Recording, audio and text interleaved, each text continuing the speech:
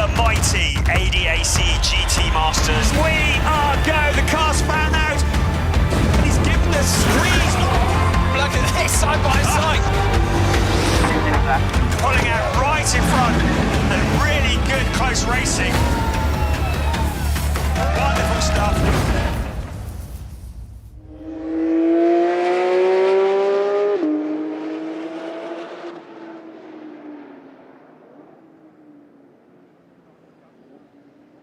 And after today, we will be at the halfway point of the season. Good afternoon, everybody. Welcome to the Nürburgring. We are in the little village of Nürburg. We are under the shadow of Nürburg Castle, and we are getting ready for race 6 of the season for the ADAC GT Masters. It will be the 4th of the endurance format races for this wonderful series, which is currently in its 19th season. The GT Masters, the longest running GT3 championship in the world, the league of super sports cars. And it's the second year of this new format for the series, very much having a fresh start, and this series returning kind of back to its roots a little bit, back to what it was originally intended to be, putting professionals alongside amateurs. And yesterday we saw what was a fairly historic win, because for the first time in the history of this series, we had a win by a Pro-Am pairing. The Pro-Am pairing of Alex Fack and Alexander Schwarzer coming home to take the win in the Fack Autotech Porsche, and a fairly convincing win it was too. The car that you're seeing on your screen now started on pole position with Max Rice at the wheel. David Schumacher was sharing the driving duties of that car yesterday. He is sitting in for Nicholas Callas, and really sad to say Nicholas Callas had a bit of an accident on his e-scooter while doing a track walk on Friday and has injured himself. We say get well soon, Nicholas, and hopefully we'll see you back behind the wheel for the next race, which will be at the Salzburg Ring in September. But it does mean that former DTM driver and former winner in GT Masters, David Schumacher, steps behind the wheel of that number 3 car to accompany Max Rice. But yesterday, it was the Pro-Am pairing who took that win. I think it was a race that was very much on tyre strategy, because certainly the Fack Autotech Porsche seemed to have a lot more grip towards the end of the race when the Mustangs were starting to run out of grip. It was an all-Mustang front row yesterday with Max Rice on pole position and the number 1 car alongside. Well, it's roles reversed here for race 2 of the weekend. The sister cars are on the front row, and it's a lockout once again. But this time, it's Finn Wiebelhaus who scores his first ever pole position in the ADAC GT Masters, and David Schumacher lines up alongside. It means that the points have closed up even more, because the points that are awarded, 3-2-1 for 1, 2, 3 on the grid. It means that Leo Pickler and Simon Birch leads Salmon Vega and Finn Wieberhaus by just 2 points coming into this race. It could not be closer. Leighton Furry and Tim Zimmerman in the BMW. Leighton Furry, incidentally, jumps to the top of the Road to DTM Championship as well, but they are really in the championship hunt. Finn Zulauf and Simon Conner-Prim, they're in fourth place. They're 11 points adrift. And Alex Fack and Alexander Schwarzer jump up to fifth place, just 16 points away, courtesy of their win yesterday. Max Rice is also there in sixth place, and he is very much within striking distance of the championship. So it is incredibly close as we reach the halfway point of the season. And we're going to be getting going shortly for this, the fourth of 6 endurance races this year in the ADAC GT Masters.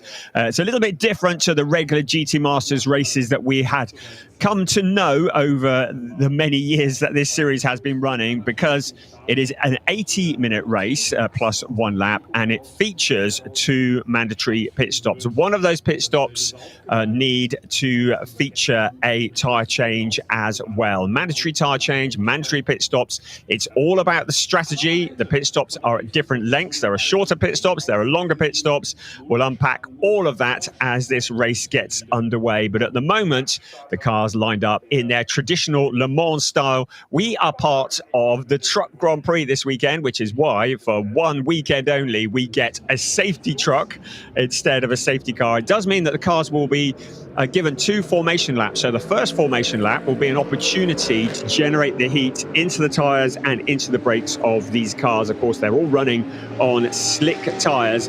And then the second formation lap will be a little bit slower behind the safety truck, and then we will be racing. So the car's now starting out on that first of the 2 formation laps. There is a massive crowd here at the Nürburgring witnessing the ADAC GT Masters being thoroughly entertained. Yesterday's race was a great race, really good stuff, and it was all about the strategy, the pit stops, the tyre changes, preserving the rubber when it counted. I spoke to Alex Fack last night. He was absolutely delighted, and he said the lesser tyre degradation with the Porsche certainly made a big difference, with the Mustangs struggling for grip towards the end of the race.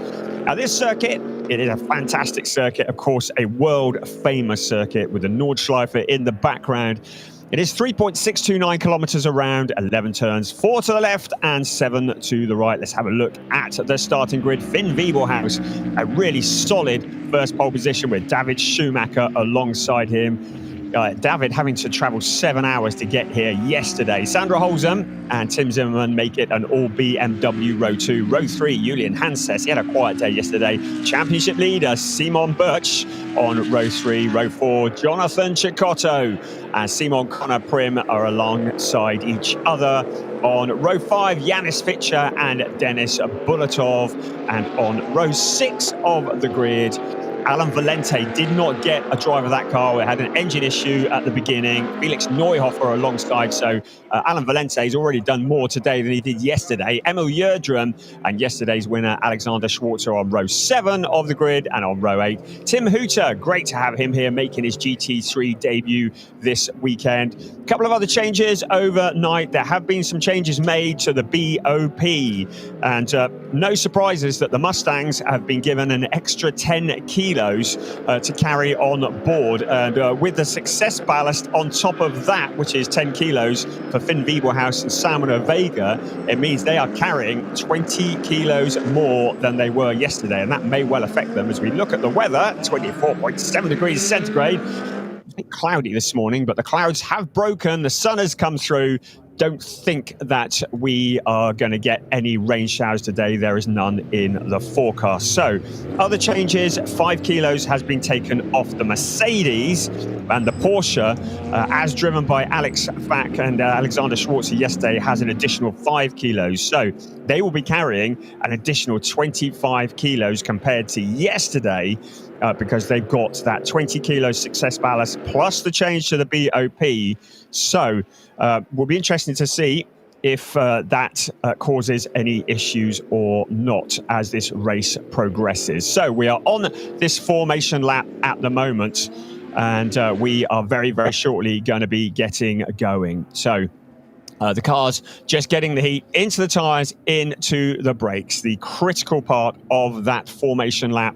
Really important that the cars, when they arrive into turn one, that they have enough brake and enough grip to get round that corner. It is a run of about 250 metres from pole position down to turn one, and turn one with a bit of a bump on the braking point, then the sharp right-hand turn, and quite heavy braking, slight downhill as well. So really important that there's heat in the tyres and in the brakes when they get into that turn one. So round the Vidal chicane at the moment, and in just a few moments, the two Mustangs will line up side by side. They are sister cars. They are both run by Haupt Racing, Team HRT. We saw the two of them getting together a little bit at the start of the race yesterday. They'll be hoping for no such problems here, because we are getting ready for race 6 of the season, ADAC GT Masters 2025. The 4 red lights are on, and in just a few moments, we will be racing. So along the line they come, the green lights are shown, and it is a great start from Finn Wiebelhaus, just with a nose in front as they head into turn one. Trying to come the long way round the outside is David Schumacher, but he isn't going to make that stick. Just behind him is Sandro Holzem, but keep an eye on Tim Zimmermann in the orange and black BMW. Also there, Julian Hanses in the background, all trying to find positions in the opening lap of this race. The two BMWs, 3 BMWs, all running very much as a group. Also in there as well is Simon Birch, but a good start for Finn Wiebelhaus. He's broken clear. There's somebody going wide. That's Birch picking up some dirt with the Porsche. Keeps it all pointing in the right direction, but that would not have helped his attack of the BMWs. He is surrounded by the mighty BMWs. There is Holzem, there is Hanses. Julian Hanses with a nose in front briefly, registering as third, but Sandro Holzem now stealing that position back again. The two Mustangs have broken clear of the rest of the pack, and now the fighting for positions up and down the pack. The leading Pro-Am driver at the moment is Emil Yildirim. He is in 13th place. Over the Vidal chicane we come. So this race, which is 80 minutes long plus 1 lap. We've had clearance from race control that there are no false starts. Well, that is progress from yesterday, where 2 drivers had false starts and had to visit the penalty box. So good news there. Everybody is in a good condition, and we are getting ready. Now look at Simon Birch just ducking to the inside, heading into turn one.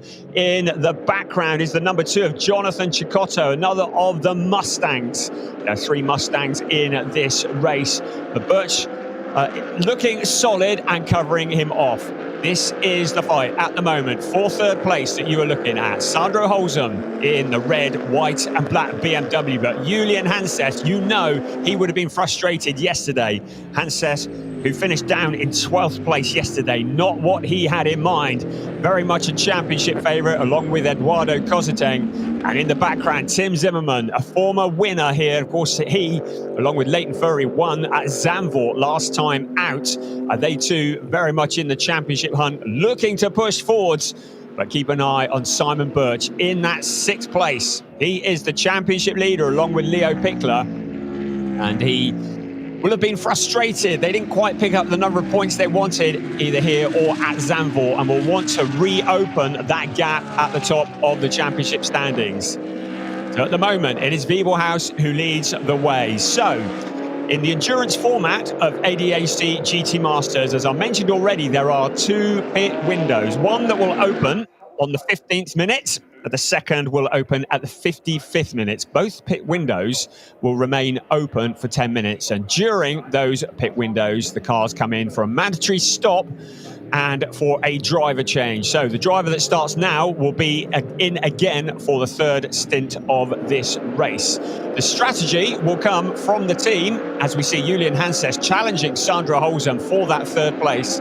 The strategy will come from the team, whether they decide to bring, when they decide to bring the cars in that pit window. We're going to come back to that in a minute, because this is a compelling battle for the last of the podium position. Sandro Holzem having to drive very defensively. Julian Hanses looking very eager. Had a look to the inside. Holzem had him covered off. Zimmerman there, ready to pounce if these cars get together, but Birch always there, always ready to jump into any gaps. Holzem at the moment has this covered off, but Hanses, how much longer can he hold him off? This is a long race compared to what we're used to in the GT Masters, and Holzem at the moment not looking to be especially the quicker of the BMWs. While all that's going on, in front of them, David Schumacher is setting purple sectors. You can see how hard Hanses is bumping over the curbs. Ahead of them, David Schumacher setting purple sectors means the quickest of anybody. He's in second place. Finn Wiebelhaus has responded. He's the quickest in Sector 3, but on the last lap, the quickest in Sectors 1 and 2 was second place David Schumacher. Then there is this battle here, out along the pit straight, under the heavy braking from about 250 kilometers an hour down to a first gear corner. Really hard work on the brakes and on the tyres. Holzem holding off at the moment. So, of the pit stops, one of the pit stops must feature a tyre change as well as a driver change. It's up to the teams and the drivers to decide whether they do that tyre change in the first stop or in the second stop. But the stop in which they make the tyre change is a longer minimum pit stop time. So for all bar 2 of the cars, the tyre change stop must be a minimum of 100 seconds from pit entry to pit exit. The shorter stop, which does not feature tyre changes, has a minimum of 80 seconds from pit entry to pit exit. And as I said, it's up to the teams to decide whether they do their long stop during the first pit window or in the second pit window. But just to add a little bit of interest to this as well, we have 2 Pro-Am pairings in this race. Those are the cars that are denoted by the green boxes next to their names on your graphic. Emil Yerdrum at the moment and Alexander Schwarzer. Their minimum pit stop times, because they are a Pro-Am pairing, lesser experienced, will be shorter. So, whereas all cars are 80 and 100 seconds for their minimum pit stop times, the Pro-Am pairings, their times are 70 and 90. Their long pit stop needs to be 90 seconds. Their short pit stop needs to be no more than 70 seconds. As once again, we see Julian Hanses putting the pressure on. And while he challenges Holzem, it's just allowing Tim Zimmerman to size up the opposition in front of him. This is like BMW Cup here, isn't it? The 3 of them all running together in this race. But Birch in the Porsche, we saw it yesterday.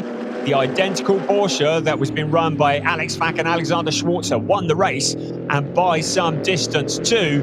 Birch has a little look to the inside. Still, the positions remain unchanged. Jonathan Cecotto, the grandson of ex-Formula 1 racer Johnny Cecotto, is there as well. Janis Fitcher, another driver who had a quiet day yesterday, just a 10th place for Janis Fitcher, and that was certainly well below his expectations. So here comes the queue of cars. It just feels like Sandra Holzem may be struggling a little bit there. We do not know what tyres these drivers are running. They are allowed 3 new sets per weekend. That has to cover free practice, quali, and the races. That's for the entire weekend. That's 1 new set and 2 used sets for free practice. So that's 3 sets of tyres per weekend. Now, how they use those tyres is very much down to the team and the strategy of the team. And certainly yesterday, it felt a bit as though the Mustangs had the pace at the start of the race, but towards the end were really struggling for grip, whereas the Porsche, and Alex Fack had said to me, the Porsche is better on tyre degradation, was certainly coming alive towards the end. And Max Rice and David Schumacher didn't seem to have as much to defend with when the Porsche was really pushing. That was also the case for Salman Vega and Finn Wiebelhaus, also in the Mustangs. So real strategy here to save the tyres, to use the best rubber at the best opportunity. And what rubber they put on during the pit window, well, we're not privy to that information, but we will certainly have an eye on whether the teams are taking their long stop first or their short stop. It might be the teams decide to take a long or a short stop in the first pit window just to gain track position, because at the moment you can see we've got a little bit of a queue going on, and there's confirmation of the first pit window will open in just over 3.5 minutes. When you've got a queue like that, the team may want to roll the dice to get you into the pits. get you out again onto some clear track, potentially undercut the car in front. It is not just about driving hard here, it is about strategy. This is properly a team sport. We saw it in the DTM last weekend at Nürburgring. It was a race that was won and lost on team strategy, and this could very much be the case here today as well. The team very much playing their part.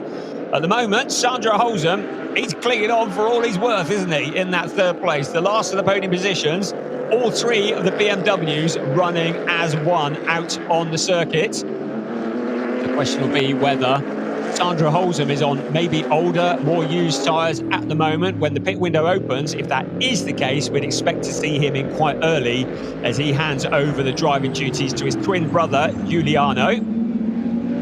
But Julian Hanses in the background, looking a little bit impatient. Tim Zimmermann, I think of the three, looking the quickest. Their lap times very, very comparable. Last time around, it was a 1:28.3 run one for Holzem. It was a 1:28.236 for Hanses and a 1:28.117 for Zimmermann. Of course, in the queue like that, there's not a lot they can do to stretch their legs. As David Schumacher continues in that second place. I was reading that he had, and before we get to that, Julian Hanses, while we were looking away, finally found the route past Holzem. And now Tim Zimmermann, look at this, Simon Birch, how audacious is that? He tries to take all of them to the outside of Holzem. We said keep an eye out for Simon Birch. Look at that, he's made the jump. Two cars, is he going to get Hanses as well? The Porsche out along the pit straight. What a move from Simon Birch, under braking into turn one. Well, Hansen has it covered off. And there also, Holzem coming back as well. Birch goes deep into the corner. Hanses goes deep as well. Three abreast racing. Wonderful stuff here. Simon Birch, what a phenomenal move, but he's got damage. There is smoke coming from the car. There may have been contact with the BMW. There's certainly contact there from Hanses. So the bodywork potentially rubbing against the tyre. An audacious move. Cicotto in there as well as Hanses is coming back. Clearly the Birch car is ailing, but look at Jonathan Cicotto in the other Mustang as well, coming through to join this battle. He has been fairly quiet up until now this weekend, but look at this gaggle of cars. Hanses will be pleased to have broken clear because this could be all sorts of drama unfolding. There is Birch. The smoke looks to have backed out a little bit of it, so a little less smoke, to put it another way, but out of it all, look, there's a car onto the gravel in the background as well. There is an investigation undergoing for the contact between Julian Hanses and Simon Birch. So the stewards are having a look, but the fighting is continuing all the way back to the very back of the pack. You can see Dennis Bulatov in there. Also, Simon Connor Prim, we saw him going wide onto the dirt as well. A black and white flag has been shown to Julian Hanses, so it is a warning at the moment, and that is for the contact on Simon Birch. But after such a strong showing, he's now shuffled down to near on the back of the pack. In the background, there's Felix Neuhofer making his debut this weekend. He's also challenging for position. That's Emil Jördrum just in front of him, and it's Emil Jördrum who leads in the Pro-Am race. And what I was about to say before that kicked off is that David Schumacher had to drive 7 hours at the last minute to get here yesterday, having had the last minute call-out to replace Nicholas Callas. So he said, I'd done an endurance race before I started the endurance race yesterday, but it didn't seem to slow him down, even though yesterday was the first time for him behind the wheel of that car. So today is the second, let's put it that way, and he is in that second place. Right, pit window is open. Boy, that came round quickly, didn't it? Now, Finn Wiebelhaus leads the way. David Schumacher in second place. Julian Hanses with that warning from race control for potential contact with Simon Birch. Jonathan Cicotto really choosing his time to shine up into fourth place. What a great job from him. A really good showing for the other of the Mustangs. Then Tim Zimmermann, Janis Fitcher, Simon Connor Prim is in there as well. Right, Wiebelhaus is in already. So going early is our race leader. So Finn Wiebelhaus into the pits. The question will be, is it a long stop? Is it a short stop? We won't know until if they are going to refuel, the refueling will happen first. Then the fueler has to be clear of the car. Now that it's clear, is it going to be a tyre change? No, it's not. This is a short stop for Finn Wiebelhaus as he hands over to Simon Vega. It means they're going to have to take the pain later on. Right, also in Simon Birch, we'll get that right eventually, who is handing over to Leo Pickler. So Pickler on standby as well. Right, so pushing the car just back into the pit box. That looks like there might have been an issue. I don't know if there was or not. Still out on track. David Schumacher in the number 3 car. Finn Wiebelhaus, who's handing over to, I think they were just getting it back into the pit box. So Simon Vega, who will be taking over that car. Simon Birch, taking over from Leo Pickler. So there is Birch, seat insert in hand, who exits stage left. Alan Valente in the 68 car, who's handing over to Carrie Schreiner. So we know, we can hear the tyres, wheels going. So it has been the long stop for the 68 car.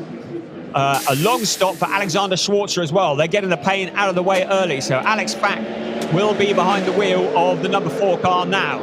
Simon Ladniak in the number 6 car is taking over from Tim Hooter. They are doing a long stop as well. You can see from the graphic, the green recycling sign means that they have done a tyre change. Also, the dark green P means that they have or they are pitting. Fitcher into the pits as well. So he's handing over to Moritz Viskerschen. Also in, Simon Connor Prim handing over to Finn Zulauf.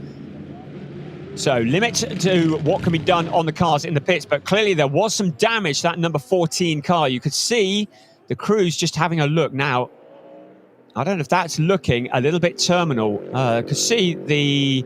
Yeah, oh, that's such a shame. Leo Pickler behind the wheel of the number 14 car, having taken over from Simon Birch, the championship leaders. And it looks like they are going no further after such a good showing from Simon Birch. It looks like the number 14 car has sustained too much damage. It's going to be out of the race. What a shame that is. It's going to see a change at the top of the championship as well. You can see the clock continuing to tick for Leo Pickler. It means that he is probably not going to come back out and he's not going to get to race today. And that really does turn this championship on its head. David Schumacher continuing out onto the pit straight. Out of turn 11, he comes, the fastest part of the circuit. Julian Hanses up into 2nd place. Of course, they are yet to pit. The leading pit stopper at the moment, Simon Vega, but he has taken his short pit stop. Out of the pits comes Moritz Viskerschen behind the wheel of the number 21 car. And in the background, there's Finn Zulauf also coming out of the pit box as well. So the dynamic of the race changes. Everybody who hasn't stopped will need to do so within the next 5.5 minutes. So Schumacher has plenty more time. He's got an empty track in front of him. The car has got a lot of pace. He has no reason to rush into the pits at the moment. So in comes the number 2 car. So that is Jonathan Cecotto. Good job from him. Handing over to Dennis Fetzer. And you can see they've done a wheel change. The minimum pit stop time of 100 seconds. So there's no need for mega rushing around. They've obviously got to get their skates on and do it reasonably quickly. But this is not a performance pit stop. 100 seconds from pit entry to pit exit. But good job from that crew. Limited. We have single wheel gun. A limited number of crew to work on the car. Refueling has to be done and clear before the tyre changes can commence. All part of the ruling here, but it's not a performance pit stop. The trick is going to be to get to the exit line of the pits when the clock strikes 0. The driver must not go before the clock strikes 0. If he crosses that line before it hits 0, then he will pick up a penalty, he or she.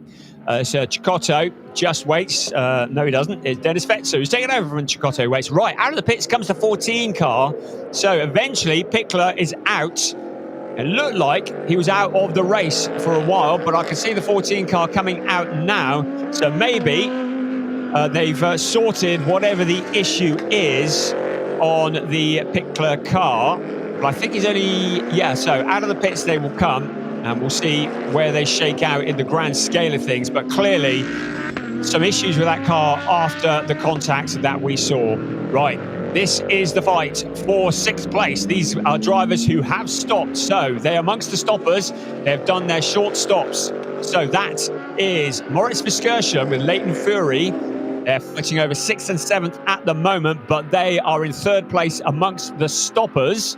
we've only got 4 cars that are yet to make their pit stop. That's David Schumacher, Julian Hanses, Emil Erdrum, and Felix Neuhofer. Everybody else has stopped. The leading stopper, Salmon Vega. Then this battle here, Viscursion and Leighton Furry trying to just go round the long way around on the Vidal chicane, picking up the dirt.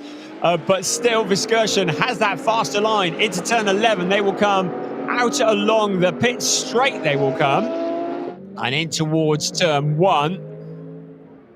Here comes our race leader, still staying out at the moment. Max Rice will be getting ready to take over the lead car when it comes into the pits. Look at this to the inside. Furry clearly with more pace, a better braking into turn 1. Bit of a dive bomb, but a good job done, relegating Moritz Viscursion down to 7th place. So Furry up to 6th place now. Emil Erdrum into the pits. Erdrum going to be handing over to Jonas Karklees, the driver from Lithuania, taking over from the Norwegian driver, Emil Erdrum, a real talent. Took their first win in the Pro-Am category in Zandvoort.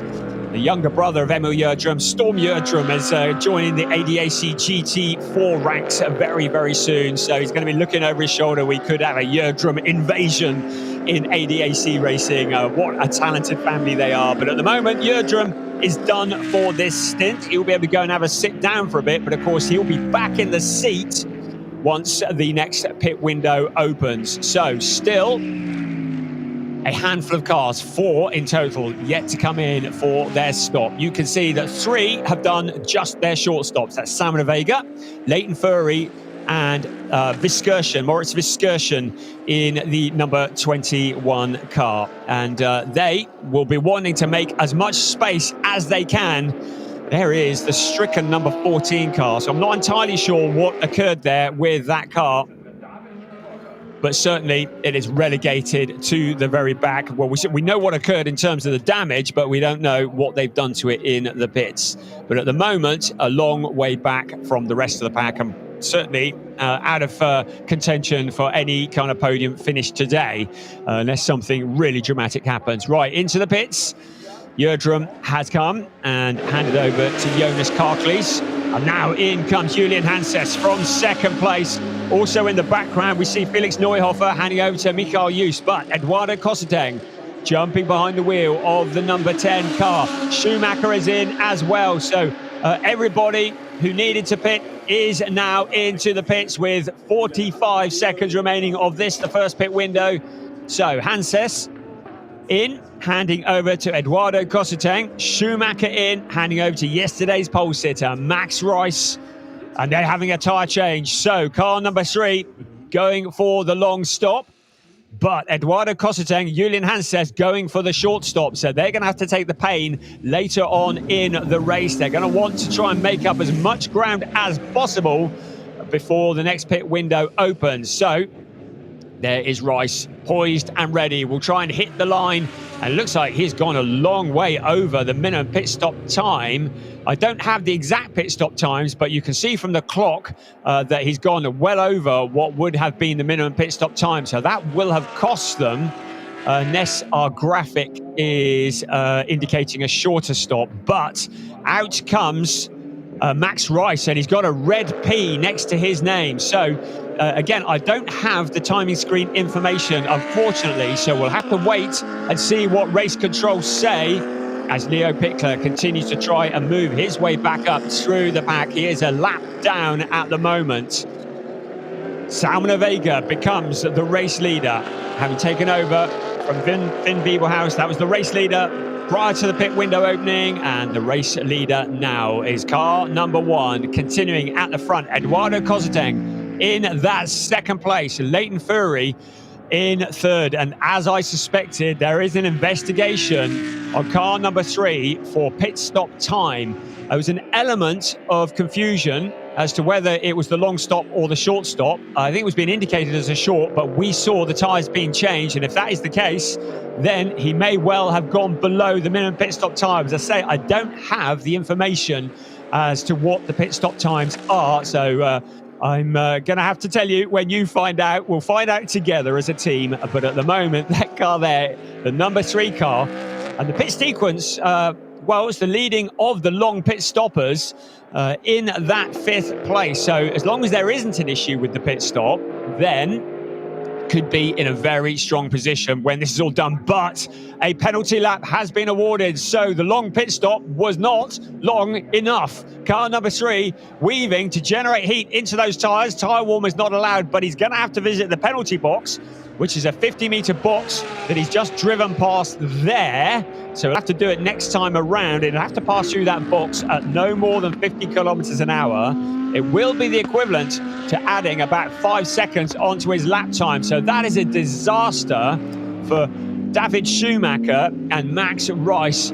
That 5 seconds, they were looking so strong, looking potentially, certainly been on the podium, looking at potential race winners, but the penalty lap is going to make that a steeper mountain to climb. So Schumacher, who handed over to Max Rice, and they came out of the pits too slowly. So let's have a look here then. We've got quite a few cars that have taken their long stops and quite a few less that have taken their short stops. So a number of drivers choosing to take the pain early. At the moment, our race leader is Salman Vega, who took over from Finn Wiebelhaus. They have taken their short stop as we wait to see whether Max Rice takes his penalty lap now. Eduardo Kozateng also on the long stop still to come. Leighton Fury has still got a long stop still to come, as is the case for Moritz Viskirchen. The leading long stopper is at the moment the number 3 car with Max Rice at the wheel, who took over from David Schumacher. Now Fack has taken the long stop as well. So if Rice takes his penalty and drops back, then the leading long stopper will be the 6th placed Alex Fack. But that is all subject to confirmation as we look again in towards turn 1 and the number 16 car with Nico Handke at the wheel. An incident is under investigation between the 14 and the 56. So that is the Holzem, Juliano Holzem, and Leo Bickler, who are under investigation for an incident between the two of them. So the race directors and the stewards with plenty to be thinking about here. So we are on to the middle stint of the race. Second of the 3 stints in this race. You can see confirmation. It's at turn 1. And Leo Bickler and Juliano Holzem, clearly the issue between them now under investigation. And Leo Bickler, who is 2 laps down as a result of that very lengthy pit stop after such a good move from Simon Birch. But it didn't stick. There was contact with Julian Hanses. So to summarise, with the pit window closed, we're going to wait now. Our next pit window will be when the clock says 25 to go. So we've got 25 minutes of this middle stint now. This is the opportunity for drivers to try and make up the time, make up the places. You can see the confirmation there from minute 25 to 15 to go. That is when the second pit window will open. It is, at the moment, Salman Vega who leads the way from Eduardo Kozateng by 12.219 seconds. So that is a healthy lead. But remember, both these drivers will have to take a longer pit stop next time around. Leighton Fury from South Africa for FK Performance Motorsports is in 3rd place. He is 2.618 back from Eduardo Kozateng. And then it's the Mercedes of Moritz Viskirchen. The Mercedes AMG just looks to have been struggling with pace a little bit this weekend, but in 4th place at the moment. They also have yet to take their longer stop. Then it's Max Rice in 5th place. And I was looking to see, he's 13.574 back from Moritz Viskirchen. I don't know whether he has taken his penalty. He's certainly given it the large over the curbs. I think that Rice has probably taken his penalty, and we haven't seen it happen on screen. I haven't had any notification of it, but he has just set a purple sector in sector 2. That means he's the quickest of anybody. See him now into turn 1. They have a limited amount of time that they can cross the start-finish line before they have to take the penalty. And there, wow, if the race finished now, as it is, Birch and Pickler will go from the lead of the championship, which they've held from the start of this season, down to third place. And the lead will go to a former champion in the shape of Salmon Vega, along with Finn Wiebelhaus, but Leighton Fury, Tim Zimmerman there as well. So there is Alex Fack, and they're coming up behind Dennis Fetzer, Finn Wiebelhaus in the number 33 car. Sorry, Finn Zulauf, too many Finns. Finn Wiebelhaus is sharing with a Vega, and it's Finn Zulauf in car number 8 in the number 33 Lamborghini. And they're right, penalty lap for causing a collision, and that is to Holzem. So Juliano Holzem is going to have to come into the penalty box, and it was a collision with car 14 at the beginning of the race. So I'm thinking they are looking back to that earlier situation that we saw right at the beginning of the race. The race stewards have had a look at it, and they've decided that Holzem, well, it would have been Sandro Holzem at the time who was at the wheel, but they've decided there is a penalty to be awarded, and his twin brother Juliano is going to have to take the pain himself, and he's going to have to drop into the penalty box and drop down to 50 kilometers an hour for that 50 meters. You're looking at yesterday's winner. You're looking at the current leader in the Pro-Am race, the current leader in the Pro-Am Championship. Confirmation that Juliano Holzem will have to visit the penalty box. So coming into this race, and it was in the Pro-Am race, Alex Fack and Alexander Schwarzer who led the way. They are the defending Pro-Am champions, and they are 6 points clear of Emil Jerdrum and Jonas Karklees in the Pro-Am Championship. And they are in 6th place overall. Remember that they are carrying a lot of extra weight on that Porsche, but also remember they have taken their long pit stop. So they are going to be somewhere a lot closer to the front once the second pit window is done and dusted. They started in 14th place. They've got a total of an extra 25 kilos on that car compared to yesterday, with the BOP change and with success ballast that is awarded, as we look at Juliano Holzem, who has been instructed to visit the penalty box in the background. Mikael Jus in the 91 Jus Sportwagen Technique car, and great to have Team Jus Sportwagen Technique back in the ADAC GT Masters, first time for a couple of years. Very, very welcome additions. Certainly wanting to put themselves in the shop window here at the Nürburgring to try and generate some partners and some additional sponsorship so that maybe we can see them continue in the season of ADAC GT Masters. Out along the pit straight we come once again. And there is Holzem up ahead. Jonas Karklees, second in the Pro-Ams. This is not a race he wants to get involved in. There is Holzem taking that tighter line into turn 1. So may well have taken the penalty already, because certainly didn't do it that time around. Vega leading the way, 12.004 over Kosseteng. They are fighting each other on the track because they are all on their short pit stop, as is also the case for third place Leighton Fury. Mikael Jus just there behind as well, trying to find a route past the Jonas Karklees car. Very easy to get it mixed up with Simon Ladniak, who's also in the identical car. And past Jonas Karklees, the Liquimoli Team Exler Nord VPM by GRT Lamborghini Huracan. The Huracan getting towards the end of its working life now, soon to be replaced by the Temerario, and we'll certainly be expecting to see that in GT Masters over the next couple of years, but still a lot of pace in it yet.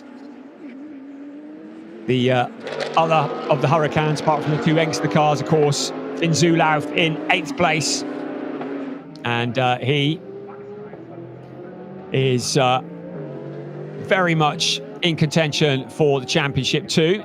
There is also the Audi, Nico Handke at the wheel.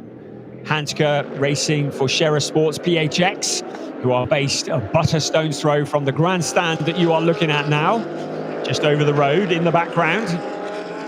And they're another of the mighty Mustangs. Haupt Racing fielding 3 of the Ford Mustangs. Done a lot of testing in that car. Haupt, who took it over, they were running Mercedes AMG, have been for many, many years in GT Masters and in the DTM, and taking on the Ford Mustang getting a lot of support from Ford, but it has been a very steep learning curve. They had quite low expectations coming into this year, and I think locking out the front row for both races this weekend has probably exceeded their expectations. And we saw in DTM as well, the Mustangs looking very strong. Arjun Maini and Fabio Scherer racing those in the GT Masters. In fact, Arjun Maini, I believe, is mooching around the paddock here this weekend, just giving his advice, keeping on top of it, but he was very impressive at the Nürburgring last weekend as well. So certainly HRT getting on top of the Mustang, getting it up to speed, getting their heads around it. They're another team who are literally over the road from this circuit. Their massive new base, very impressive when you drive past it. As we look at the battle for second, both of these cars yet to do their long stop. Eduardo Cosseteng, Leighton Furry from South Africa, one of the real up-and-coming superstars, as is also the case for Eduardo Cosseteng, might I say. But Furry, we've seen him coming through ADAC GT for Germany. And Eduardo Cosseteng, who has been in GT Masters for a couple of years and continues to improve, and along with Julian Hanses, proving to be very, very useful. Of course, he is the son of the former racer Jody Cosseteng, who raced a touring car at Macau GP, and very much a racing family. Eduardo coming through British Formula 4, amongst other things, and now finding a home very much in the ADAC GT Masters. But Leighton Furry is a brave man who stands in the way of that South Africa and has a very vocal fan club. Travels from South Africa, from the Johannesburg region, I believe, to be here for every GT Masters event. Such an enthusiastic racer. And along with Tim Zimmerman, had already stated their claim as one of the pre-season favourites coming into this year. And consistency, we saw them take the win at Zandvoort, but it's just been there all the time, picking up the points at a 6th, an 8th, a 2nd, a 1st, a 7th. Those are the kind of consistent finishes that win you championships. And if the race finishes as it is now, then they will be very much up in the championship hunt. It was 3 points that were awarded to Simon Vega and Finn Wiebelhaus this morning on account of starting on pole position. It was 2 points that was awarded to Max Rice and to David Schumacher on account of finishing second, or starting second, and the Holsums also picked up a point on account of their third place start on the grid. The points from qualifying certainly add up towards the end of the season, when you think we have 12 races, potential 3 points in each. According to my dodgy maths, that's 36 points that are available just in qualifying to driver pairings. And if one driver starts on pole position, both drivers receive the points for that. Right, having a look to the inside, once again, under braking into turn one, Leighton Furry having a little look to the inside of Eduardo Cosseteng. These two cars, which are identical, both BMWs, very much down to driver skill. The two BMWs who, right now to the inside he comes, and a gap there. So Leighton Furry and Cosseteng leaving quite a large gap, and Furry just diving through, stealing the position away. Caught him napping, caught me napping, just very, very quickly sees the gap, through he goes, and now Leighton Furry up into second place, and very quickly leaving Eduardo Cosseteng behind in his wake. In the background, it's Moritz Viskersen. The lead gap now, it was up until that pass, 12.836 back to Eduardo Cosseteng. But what can Leighton Furry do about that 12.3 seconds? All three of these drivers, all these three cars, still need to take their longer pit stop. Of the long stoppers, Max Rice is in 5th place. I believe he's taken his penalty. So he is still the leading long stopper in 5th place. Second of the long stoppers is the leading Pro-Am driver. That is Alex Fack. So they are very much going to be in play when the next pit window opens and closes. And that is coming in about 13 minutes time. Behind them is Dennis Fetzer. He too has taken his long stop, so he's going to be up there as well. Finn Zulauf in the 33 car. He too has taken a long stop. Nico Handke in the number 16 car. When he hands over to Dennis Bulatov, they've taken their long stop. Juliana Holzem, after that visit to the penalty box, they have taken their long stop as well when he hands over to his brother. The number 91 car has also taken a long stop. Now, Carrie Schreiner in the number 68 car has also taken a long stop. Jonas Karklees, who hands over back to Emil Jördrum. They are long stoppers as well. Simon Ladniak is a long stopper. I'm just reading down a list, does it show? And Leo Pickler behind as well in the number 14 car. Well, not sure whether that was a long or a short because they were in for such a long time, but they're not really in the reckoning here at the moment anyway, because they are a lap down. So it is that quiet part of the race while everybody's just trying to make up ground, and then when the next pit window opens, suddenly it's all going to be thrown up in the air. Coming into this race, Leo Pickler and Simon Birch were leading the championship by just 2 points from Salman Vega and Finn Wiebelhaus.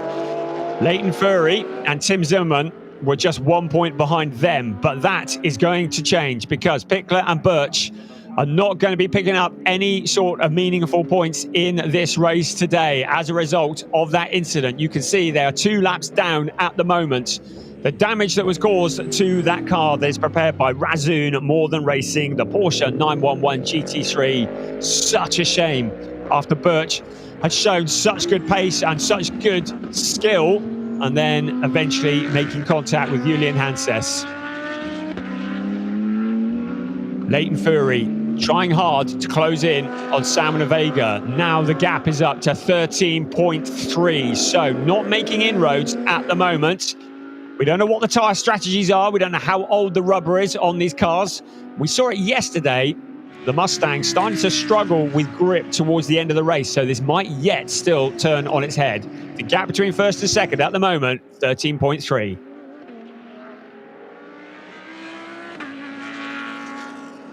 Into the Vidal chicane, bumping over the curbs. Just doing everything to try and take time out. Right, it was 13.3 last time. Out across the line, they will come. This is going to tell us whether Fury has been able to do anything about the race leader. It's still a heck of a gap. There's a back-marking car in the way. 13.1. So Fury has taken 2/10 out of the leader on that last lap. Slightly under 2/10. But still plenty of time. We've still got 35 3/4 minutes plus 1 lap of this race remaining. We've still got the second pit window to come when all the cars from Max Rice backwards are going to suddenly come into play. The top 4 all going like as hard as they can to try and make up as much space as they can because they've got additional pain to take during their longer pit stop. All the cars behind will be taking that shorter pit stop, but car number 4, to remind you, will be taking a shorter stop than all of them. The cars around Alex Fack will be stopping for around 80 seconds. Alex Fack will be stopping for 70, so he will gain 10 seconds on those cars around him. So there is Max Rice, who continues, the driver who has his own app. Check out the MR28 app, download it. Lots of useful information for Max Rice.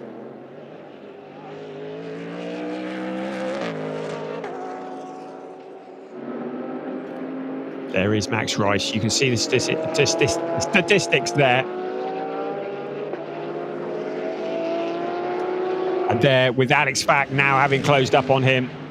Alex Fack closing in on the Mustang. Out towards turn 1. They under braking.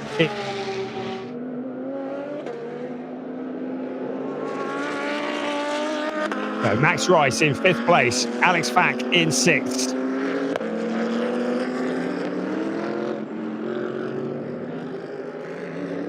Alex Fack just doing what he can, trying to look after the car as best he can. Out they come, continuing. Max Royce. These two cars who were close together in yesterday's race. In the background, Leo Pickler. Remember, he is down.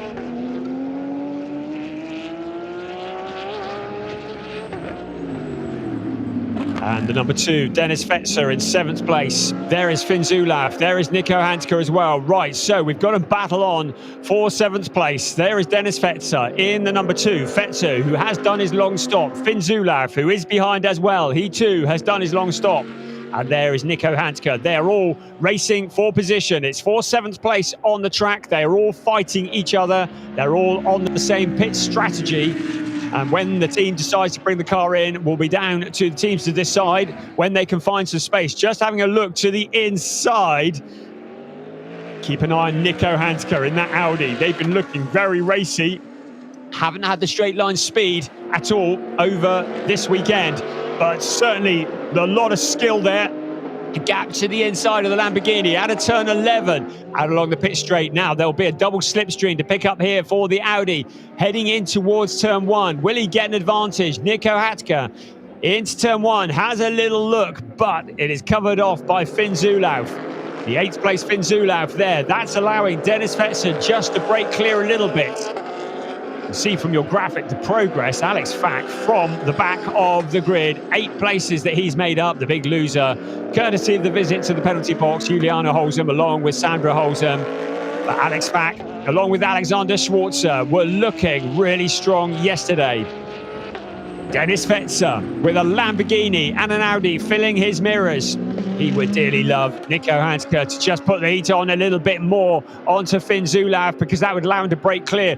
And that's exactly what happens. Handke, a little gap to the inside of Finn Zulauf. They slot back into line. But still, the fight for 7th place continues with 31.5 minutes remaining of this race 6 of a 12-race season. In the background of them, Juliana Holzem and Michael Jus. And then in 12th place, it's Carrie Schreiner, Jonas Karklees, 2nd in the Pro-Ams ahead of Simon Ladniak. We are just over 6 minutes away from the pit window opening. This is all going to be turned on its head. Samuel Vega currently leading Leighton Fury. The gap is down to 11.9. So Vega still very much in control. And the minimum pit stop time, of course, between the first 3 will be the same. In fact, the first 4. The big winner in it could be Max Royce handing over to David Schumacher, despite that penalty in 5th place. The other big winner, yesterday's winners, Alex Fack, Alexander Schwarzer. A little over 5 minutes remaining before the second pit window opens, and then we will start to see what we have got to play with in the closing stages of this race. Dennis Fetzer holding on to that 7th place. Fetzer, who we saw in the Mercedes last year, guested at the Red Bull Ring along with Hubert Haupt, the team boss. It was an end to the weekend that they didn't quite want, but it was very good up until then, and they had a couple of 5th places and a 1st in Pro-Ams. And of course, Dennis Fetzer, who we've come to know from ADAC GT for Germany a few years ago, back in about 2020, I think it was. But a really talented driver, and really good to have him doing a full season of the ADAC GT Masters in that mighty Mustang. Still looking at the gaps, it's down, well, 11.699. I'd say that Samuel Vega very much controlling the pace at the front at the moment. Wants to look after the tyres, look after the brakes, make sure that he's got something at the end of the race. This is a fight that is much closer. Here comes 7th, 8th, 9th. And again to the inside, Nico Handke having a little look to the inside of Finn Zulauf. In the background, so Juliana Holzem and Michael Jus coming through as well. Still, Handke challenging Finn Zulauf, still holding on to that 8th place. Out along the back straight here at the Nürburgring towards the Wiedel chicane, reaching about 240 kilometers an hour. And then into the second gear to bump over the curbs of the chicane into turn 10. And then around here, a good exit here. Gives you a good propulsion along the pit straight, the fastest part of the circuit in towards turn 1. Here come the remaining cars behind. There's Fetzer. Still, the fight for 7th continues. 7th, 8th and 9th running very much in single file at the moment. You can see gravel on the track where we saw some of the cars earlier on doing a little bit of an excursion. 3.5 minutes till the pit window opens. Who is going to blink early when it comes to the pit window time? I feel as though Alex Fack will want to stay out as long as possible as the silver-rated driver in that Pro-Am partnership. He will want to maximise his seat time. Be interested to see whether HRT bring Max Rice in early and get David Schumacher back behind the wheel, or whether they keep Max Rice in for a bit longer. We're a couple of minutes away from finding that out. I reckon Salman Vega at the front of the race will want to stay out as late as possible in the pit window, depending on what condition the rubber is that they're going to be putting on that Mustang when it comes in for its long stop. Remember, everybody from, well, the first 4 have still got their long stop still to come. They're going to be pitted, minimum pit stop time longer than those cars around them. Here is Fetzer, 7th place. This has felt like an awful long time. He's had to hold on to that. 2.5 minutes till the pit window opens. Finn Zulauf, such a quick pilot. The outgoing ADAC GT4 champion, along with Josef Knopp. We knew that when he got together with Simon Conoprim and stepped into the ADAC GT Masters, we knew they were going to be formidable, and they've proven to be the case. They had a fairly disastrous time at the Lausitzring, a lot of it not of their own making, and what looked like a lot of potential turned to nothing, but then they made up for it at Zandvoort with a win in the first race of that weekend, launched themselves back into the championship hunt. Also got a 4th place and a pole position for the 2nd race, 3rd place yesterday, all the while picking up those valuable points, and are going to be somewhere closer to the front once the pit sequences are done and dusted if they can stay out of trouble. But at the moment, there is trouble coming from behind because Nico Handke still putting the pressure on. And as long as Handke's there, it means that Finn Zulauf is struggling to make the kind of challenge on Dennis Fetzer that he would like to. Because if he launches one on the outside of Fetzer and he can't make it stick, then Handke will need no other invitation and he will be through and will take that 8th place away. Fetzer still at the front of that particular battle at the moment. Here comes our race leader, Salman Vega, 10.997 now, ahead of Leighton Fury. So the gap between 1st and 2nd has come down a bit. We are 45 seconds away from the 2nd pit window opening, and then suddenly this could all turn on its head. 4th place, Moritz Viskirchen. Max Rice has caught up with him. Rice will want to dispatch Viskirchen as quickly as possible if he can. The Mustang seems to have a lot more pace than the Mercedes AMG here this weekend at the Nürburgring. And into the corner, Viskirchen covering it off. Rice ducks to the inside, then to the outside. Is he going to go the long way around turn 1? Will he duck back to the inside? He tries to do that, but Viskirchen has it covered off. 10 seconds from the pit window opening. Now it's time for this strategy to come into play. 4th place here, Moritz Viskirchen holding on from Max Rice in the background. Alex Fack, he could get the jump on both of them if the opportunity arises. Viskirchen looking to be struggling a bit at the moment. The mighty Mustang, the growling car that shakes the ground in the background. The pit window is open. Let's see who is going to be the first to blink here when they come round to the pit entry in this pit window. There is Viskirchen, 4th place. Max Rice there as well. Alex Fack is one of this trio going to pit this time around.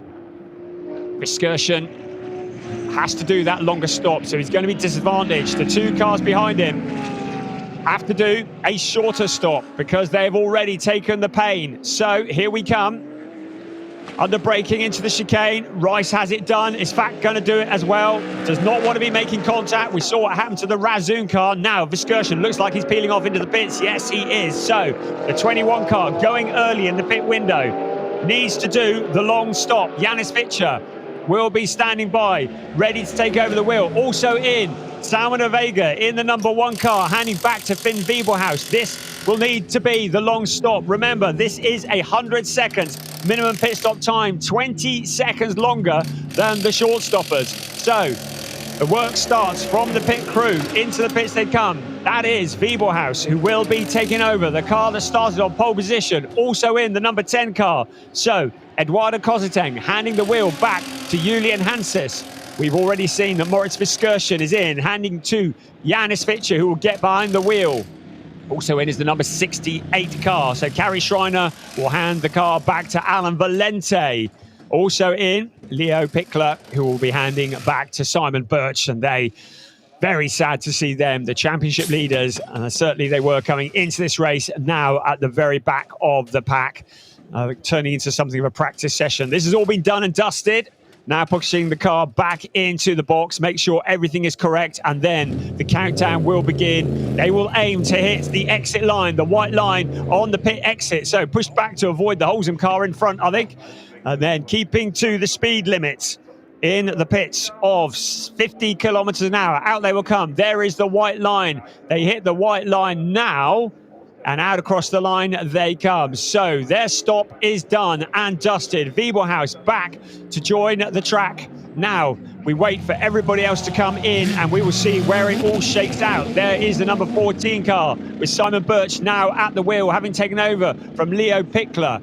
There is Alan Valente, who's taken over from Kari Schreiner. Julian Hanses will be eager to get going again in the number 10 car, having taken over from Eduardo Koziteng. The rest of the cars filing through.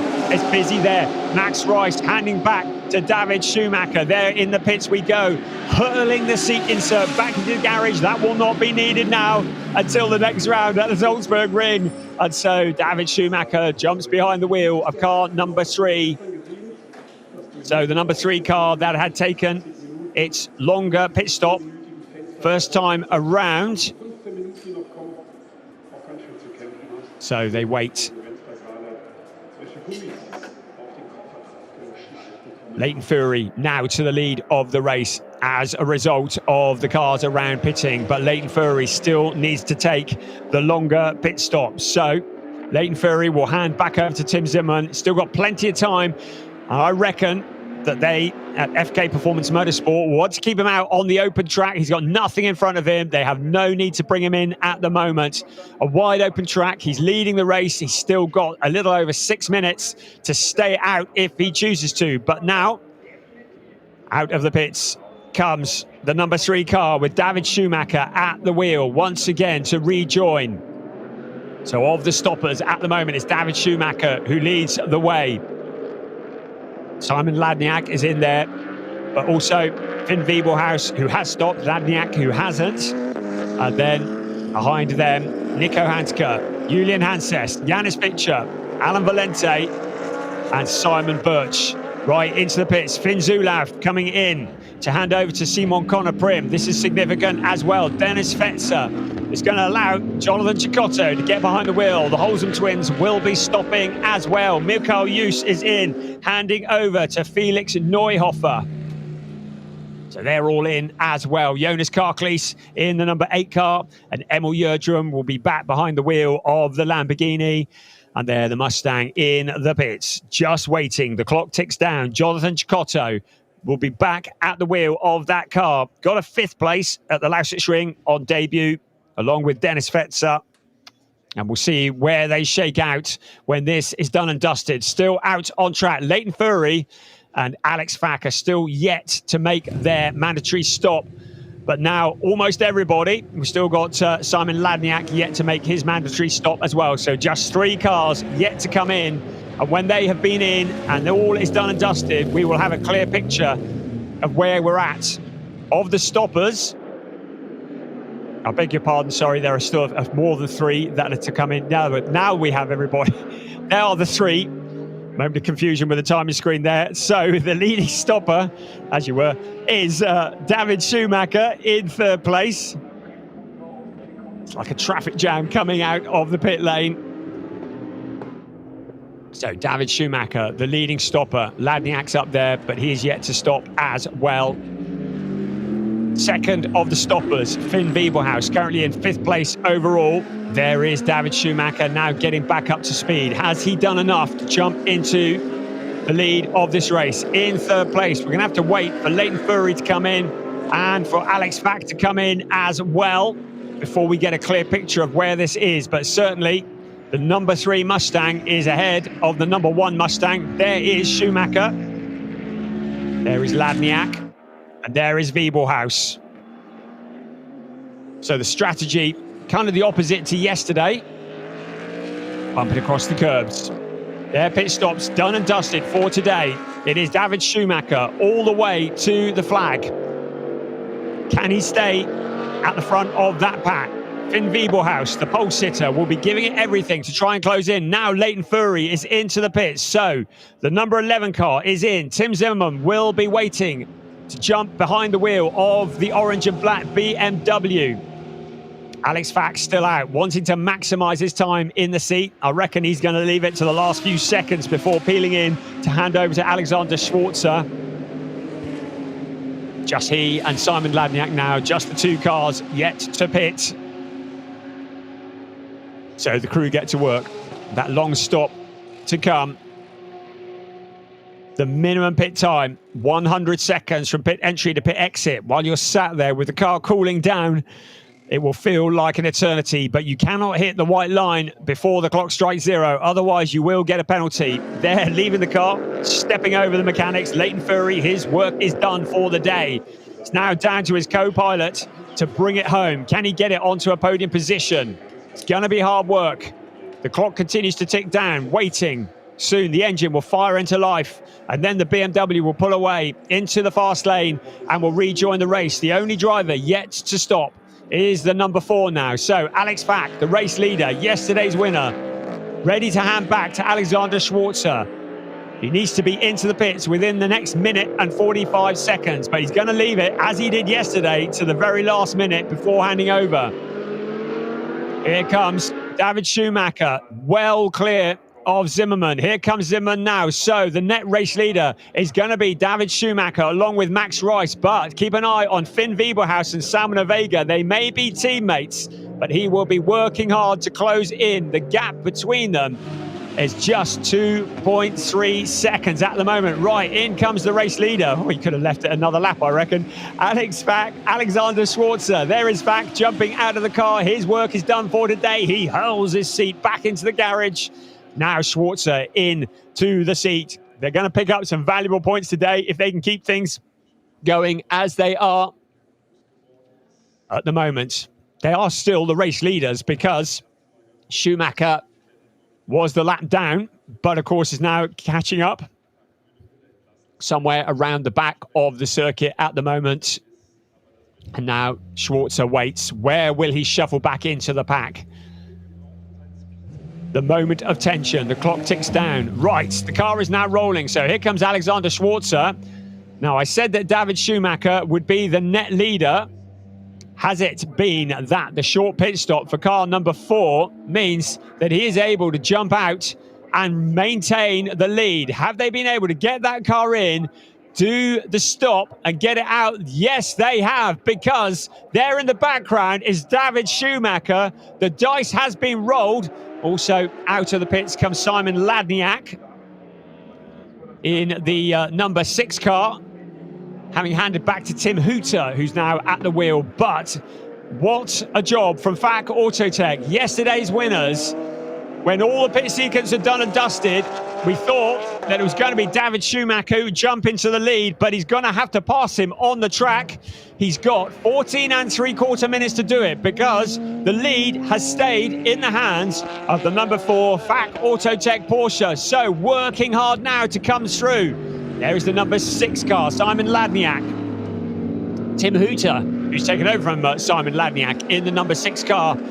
So it's going to be all about now. You've got the bronze-rated Alexander Schwarzer leading the way.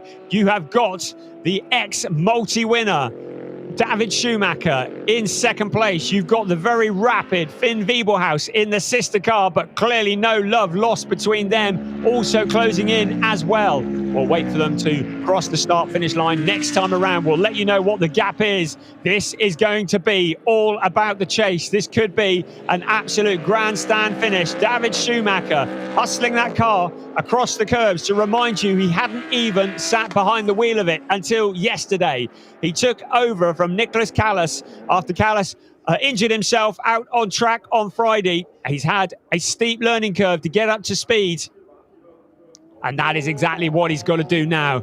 So 9.270 is the gap between first and second. 9.27. So how quickly can David Schumacher close in on Alexander Schwarzer? A while ago, someone have said he was easy prey, that he was an easy target. Alexander Schwarzer has become so quick. He has gained so much under the tutorship of Alex Fack, and he's putting all those lessons to good use now as he leads the way for the second time this weekend. They won yesterday, and now Alexander Schwarzer leads the way. He's also the leading Pro-Am racer. Second place, David Schumacher. Third place, Finn Wiebelhaus. Fourth place, the orange and black BMW, Tim Zimmermann. Then Denis Bulatov, just there, getting on with it in the blue Audi, just going through your picture. Then Simon Conner-Prim in sixth place. Julian Hanses, he'll be eager to move forward from there in seventh. Jonathan Cicotto in another of the Mustangs in eighth, ahead of Sandro Holzem. Janis Fischer there, rounding out the top 10. Then it's Felix Neuhofer, Alan Valenti, then Emil Jördrum also in the Pro-Am, and then Tim Hutter in the number 6 car, who's taken over from Simon Ladniak, and he has retaken the wheel of that car. And then at the rear, after that incident at the beginning of the race, Simon Birch. Right, the fight for second and third is not over, is it? Finn Wiebelhaus looks to be closing in on David Schumacher. The young upstart, Finn Wiebelhaus, 2 years ago was racing in a single-seater Formula 4 car in France as part of the ADAC team. A couple of years ago, the man in front of him, David Schumacher, was racing in the DTM amongst the greatest GT3 drivers in the world. Now, the young upstart, and it's hard to call David Schumacher a veteran, but he is something of a veteran in comparison to Finn Wiebelhaus. They're running for the same team. They are both Behaupt Racing, but they both want to get on the podium. David Schumacher wants to give Max Rice his first ever win in the ADAC GT Masters, but ahead of both of them at the moment is Alexander Schwarzer. 7.088 is the gap between first and second. There's your confirmation of what the points would look like if the race finished now, but we're not looking at that because this could all change. There's still plenty of points on the table. Furry and Zimmermann would be just 4 points off the lead. Fack and Schwarzer, whoever said a Pro-Am pairing could not win a championship, well, if the race finished now, they would be just 5 points off the lead. But we still have 10 3/4 minutes plus 1 lap remaining of this race. There is our race leader across the line. What's the gap? 4.902. The Mustangs are taking chunks out of the lead. Very, very soon, Alexander Schwarzer is going to feel the full might of Team HRT as they are going to be closing in on him, as they are doing lap after lap. Schwarzer will be focused, razor sharp in front. He knows those Mustangs are closing. He cannot allow himself to be distracted. The gift for him at the moment is that David Schumacher is preoccupied because Finn Wiebelhaus fancies getting past the sister car. This is the fight of the HRT teammates. We know that they don't necessarily give each other the space that they need. We saw it yesterday. We saw the number 1 car getting into the back of the number 3 car in the opening stages of the race. And this could easily happen again here. They want to win. They want the points. They're all fighting for their own championships, for their own careers. They're on the road to DTM.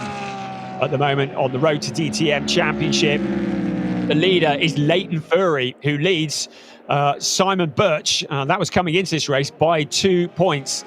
The winner of the road to DTM, who will get funding for a DTM seat next year. The DTM Championship is a different point structure. There are points paid down to 10th place in quali. If the driver picks up a warning or a grid drop, they get points deducted, so you can lose points in the road to DTM Championship. And at the moment is Leighton Fury, who leads Simon Birch in that particular championship, and he would love that because Leighton Fury would be every dream come true if he could get a seat in DTM for next year. But of course, there's a long way to go before that. At the moment, we're focused on this, the final race in the first half of the season for the ADAC GT Masters before we head into the summer break. It is the fourth endurance race of the year. And at the moment, the leader is Alexander Schwarzer by 2.99 seconds over this battle that you are witnessing here.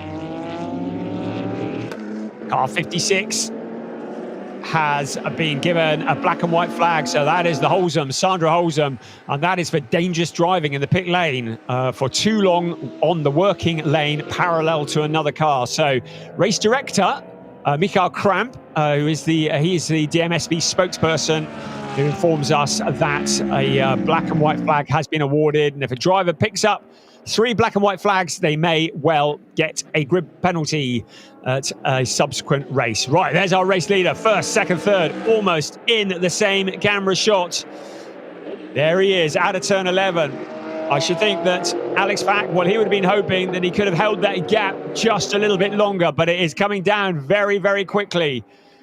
Alexander Schwarzer would really have his work cut out to hold on to this lead for the next 7 3/4 minutes, because David Schumacher and Finn Wiebelhaus are closing in on him, but they are going to be fighting each other as well. They're not working as a team.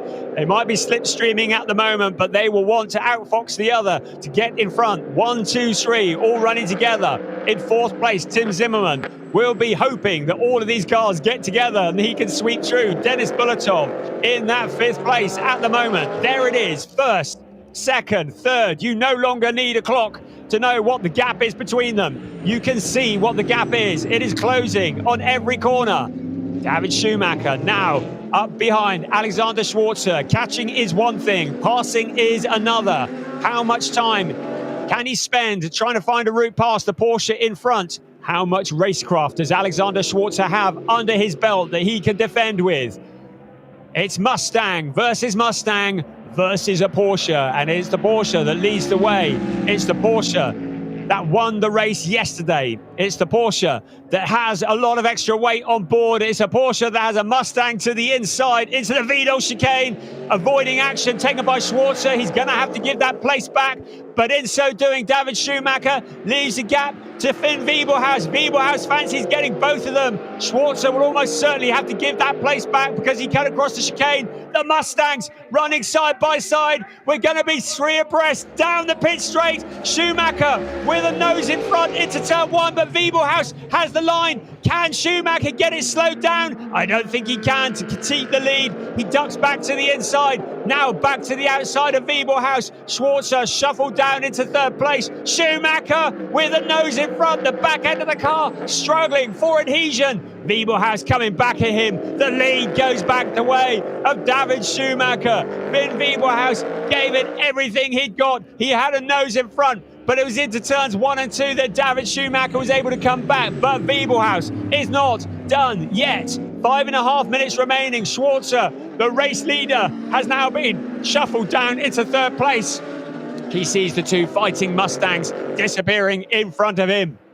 But this fight, which is going to go all the way to the flag, the 2 HRT racing cars, the 2 drivers who will have learnt of each other, but now the friends are enemies on track as they fight each other. David Schumacher, former winner in ADAC GT Masters, multiple winner in ADAC GT Masters. Finn Wiebelhaus has just that one win that we saw at the Red Bull Ring last year. David Schumacher continues at the front at the moment. You can hear the growl of those 2 Mustangs out along the pit straight. They come once again. What a great move that was. We were running 3 abreast down that straight last time around, and it came out with Wiebelhaus just in front, but then Schumacher coming back around the long way, just using all of the skill that he has. In the background, Tim Zimmerman. Didn't happen as he wanted. He would have loved all 3 of those to get together. Then he could have come through. But we've still got 4 minutes and 20 seconds plus 1 lap of this race remaining. Denis Bulatov is there as well. The leading Pro-Am racer, of course, is Alexander Schwarzer. Second in the Pro-Ams is Emil Yerdrum. So 4 minutes, 10 seconds remaining in this Race 6 of a 12-race season for the ADAC GT Masters. Let's have a look again at a replay of this. How cool was this? There was Wiebelhaus on the left-hand side. There was Schwarzer in the middle, and around the outside, David Schumacher. Wiebelhaus did get his nose in front briefly. He may well get his nose in front again. Look at this. We're back to real-time racing. 3 3/4 minutes remaining. A black and white flag has been shown to David Schumacher for forcing another car, i.e. his sister car, off the track. What did I say about no love lost? But the black and white flag is a warning at the moment. It could turn into a penalty if any such action occurs again. Out onto the pit straight. This is the battle for the win. Out along the pit straight, still David Schumacher in front. Finn Wiebelhaus picking up the slipstream behind. 3 1/4 minutes remaining. This could go to either one of these drivers. Finn Wiebelhaus, one of the absolute sensations coming through the ranks. Everybody has been talking about him for the last couple of years. We were told, watch out, Finn Wiebelhaus is on his way, and when he arrives, he's going to be good. He is proving that at the moment, but he has the might of the Schumacher name in front of him. His father, Ralph, once a Formula One race winner. Michael Schumacher, one of the most successful drivers in Formula One history, his uncle. And now David Schumacher racing. He's been in DTM, he's been in GT Masters. He is a winner, and he is wanting to win this race. It would be a first win for him this year. It would be a first win ever for Max Rice if the red and white car could cross the line first. But Finn Wiebelhaus, along with former champion from 2023, Salman Vega, wish to ruin their dreams. Further back, that is Sandra Holzem with Alan Valente behind. Holzem in 10th place. Felix Neuhofer there as well. So, just over 2 minutes remaining. This is going all the way to the wire. Pit stops done and dusted. Tyre changes done and dusted. It's elbows out, racing all the way to the flag. Less than 2 minutes plus 1 lap remaining of this race here at the Nürburgring. Race 6 of the season. At the back, Simon Birch, wondering about what might have been had it not been for that contact with Julian Hanses at the beginning of the race. And he'll dust himself off. He'll come back at the next round. At the moment, our focus is at the other end of the field. There in the middle, in 10th place, Sandra Holzem, Alan Valente. Also there, Felix Neuhofer. Remember, Simon Birch is being lapped after that lengthy pit stop because of the damage. Less than a minute and a half remaining. This is what we want to see. Finn Wiebelhaus flashing the lights. They say, do flashing the lights make a difference? Is he going to be able to distract David Schumacher? You've got to get up pretty early in the morning to distract David Schumacher. At the moment, the red and white Mustang is on rails. Max Rice will be in the pits watching from behind a cushion because he is on the eve of a first ever win in the ADAC GT Masters. But Finn Wiebelhaus is poised, ready to strike. 45 seconds plus 1 lap. So it's going to be effectively a couple more laps because they're going to reach the start-finish line before the clock strikes 0, I think.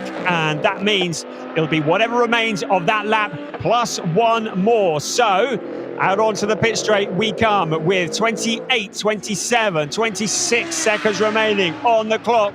This is going to be the most nervous 2 laps of Max Rice's life as he watches on from the pits. His co-pilot, David Schumacher, who stepped in for Nicholas Callas, goes deep into the corner. Is it all going to change? Finn Wiebelhaus has the gap on the inside. Schumacher trying to come back round the outside, but Finn Wiebelhaus has the nose in front. It's all changed. It's not over yet, though. Schumacher has the momentum on the inside. Door handle to door handle for the lead. 2 Mustangs in the same team. Advantage, Wiebelhaus with less than 2 laps remaining. What can Schumacher do to steal this back? He will be thinking, he will be plotting. But Finn Wiebelhaus saw his opportunity into turn 1. He launched the white Mustang into the gap. Now David Schumacher trying to come back. Is it going to be cruel luck for Max Rice? Is that first win going to evade him once again? Because suddenly Finn Wiebelhaus is back at the front of the race. Alexander Schwarzer in that 3rd place. a long way back. It's between these two cars as long as they can keep it all together, and as long as they can keep it out the barriers as well, because we might not be done yet across the Vidal chicane. Once again, into turn 10 they come, and then they'll be ready to start the final lap of the race. What a great finish to the race this has been. It doesn't look like Schumacher quite has the legs on Finn Wiebelhaus. This is going to be his last real opportunity out along the pit straight. Is he going to try a dive bomb into turn 1? Wiebelhaus is just a little bit too far ahead. Schumacher has a look to the inside, but he's too far back to challenge. Into turn 2. Now the opportunities are starting to run out for David Schumacher. Finn Wiebelhaus has this under control. He picked his moment to make the jump. It was into turn 1. He saw just one opportunity, and that was all he needed. And now Finn Wiebelhaus leads the way. David Schumacher, has he got anything left in this, the final lap of the weekend for the ADAC GT Masters? It doesn't look like it. Wiebelhaus now starting to break clear, but a bit of a wild moment coming off the curb. We're not done yet. The leaders are still fighting each other. Further back, there are challenges, but Wiebelhaus has gathered it all up again. A slightly scary moment there. You can see that both the cars are struggling for traction at the back. You can see how hard both of these drivers are trying. But Finn Wiebelhaus has this under control as they head around turn 8 and into turn 9, the Vidal chicane, for the very last time. The number 1 car, which has been so strong all weekend long. It started on pole position. David Schumacher was in the lead 2 laps ago, but it's now going to be a win for Finn Wiebelhaus and Salman Ovega. David Schumacher and Max Rice in second place. Sterling job. And look at this, the third. Alexander Schwarzer with Tim Zimmerman for company. Who crosses the line first? It's going to be Schwarzer who gets the last of the podium positions. A brilliant weekend for VAC Autotech as well. But boy, what an end to the race that was. It's our first win of the season for Finn Wiebelhaus and Salman Ovega. A second win ever for Finn Wiebelhaus. It will be a best ever result for Max Rice in second place. Of course, David Schumacher, a former winner, but second place, still that win eludes Max Rice, but he's one step closer.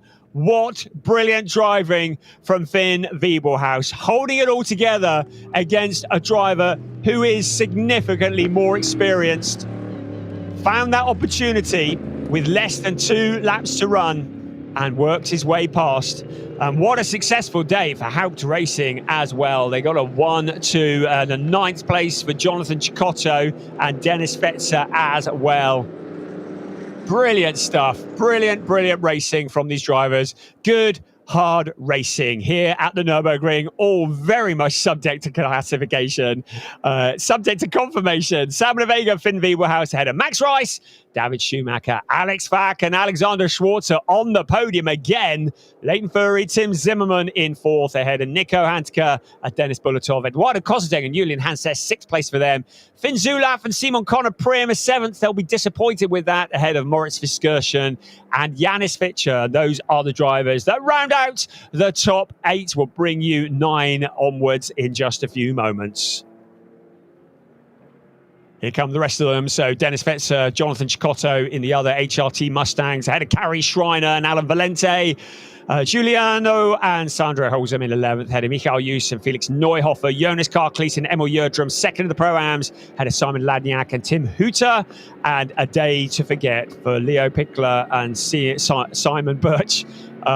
Simon Birch looked like he was going to be in a podium position for a moment, but for that contact, but for the traumas in the opening stages of the race, and the crowd thoroughly entertained here.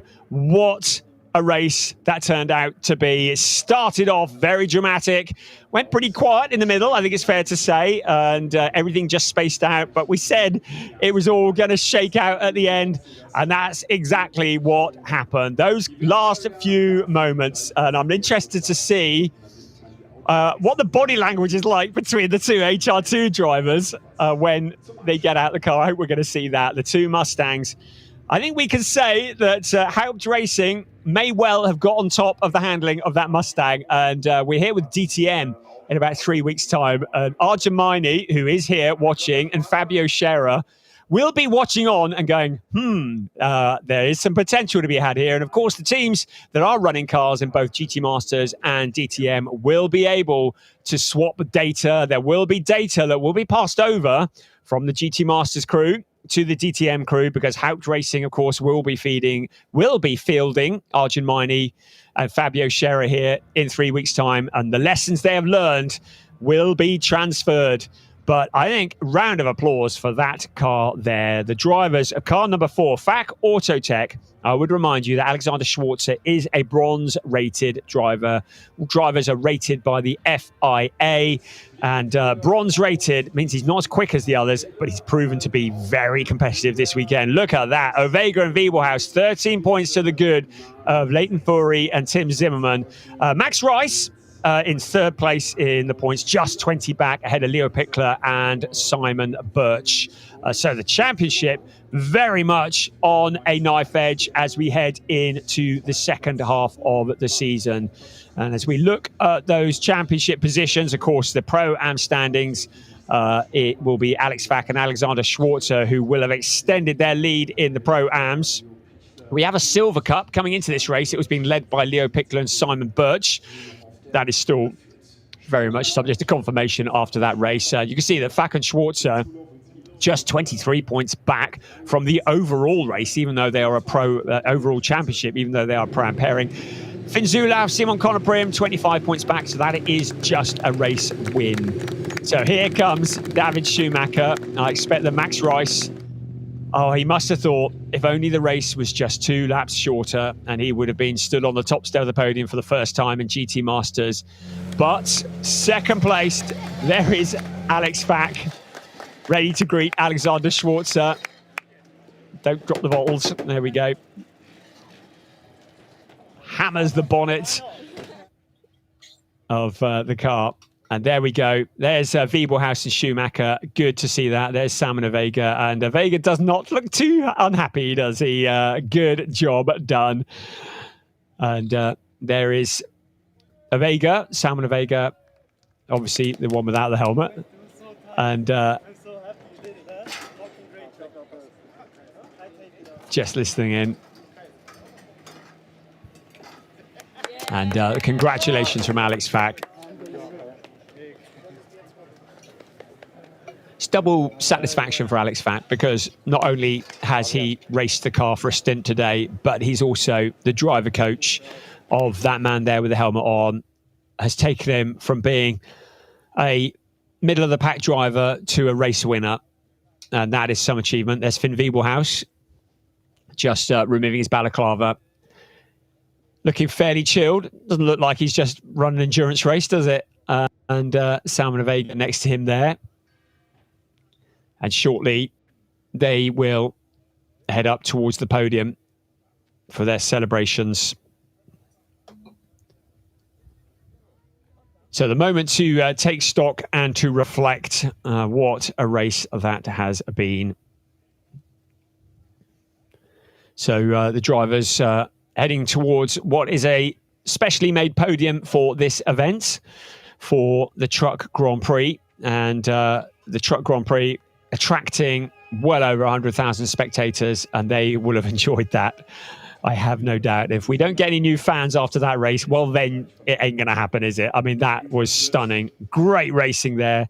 We're at the halfway point of the season. After this, we take a little break. We're going to be back at the beginning of September with something very, very new. We're heading to Austria from the 5th to 7th of September, but not the Red Bull Ring on this occasion. We're heading to the Salzburg Ring. Now, that is something to behold. It's a whole new area for us all to explore.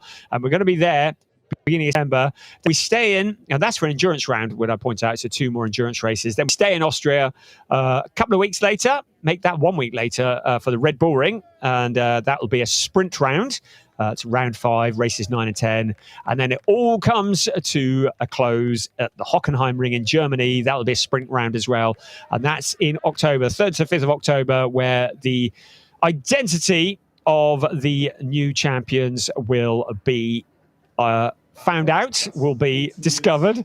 There will be new champions from last year because, of course, Elias Seppänen and Tom Callender have now moved on. Callender, who's doing a great job in DTM, and we're hoping that Elias Seppänen will join him in DTM before too long as well. But both hugely talented drivers, but they will be the outgoing champions of the ADAC GT Masters. There will be certainly at least one new name on the trophy when we get to October and the Hockenheim Ring. So that sounds like the dulcet tones of Patrick Simon to me, just waiting to introduce the drivers on to the podium.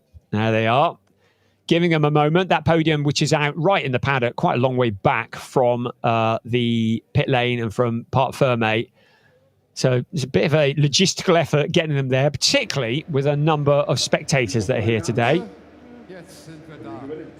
So now our podium announcer. Wir kommen zur letzten Siegerehrung des 38. Internationalen ADAC Truck Grand Prix. Ich darf mal etwas Persönliches sagen. Ich kann mich hier kaum noch bewegen, so viele Siegerehrungen waren hier. Es klebt schon sehr, aber das soll es nicht heißen. Last but not least. Last but not least. GT Masters ehren, die eben ihr zweites Rennen abgeschlossen There's nothing least about that, that's for sure. Certainly not last either. Third, I think we'll make that. Alexander Schwarzer and Alex Fach, I believe, is who he's about to announce. So here they come. Not only third in the overall race, to go with their win from yesterday, with all that additional weight on board as well. But of course, a win in the Pro-Am category as well.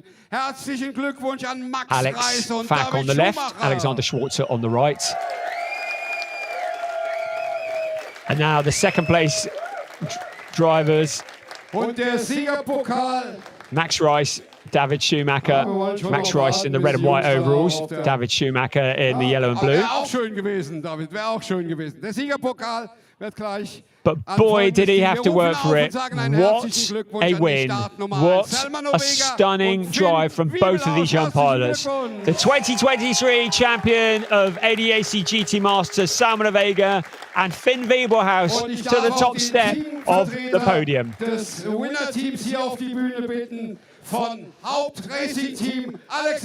then from Haupt across the road, they won't have to carry the trophies far.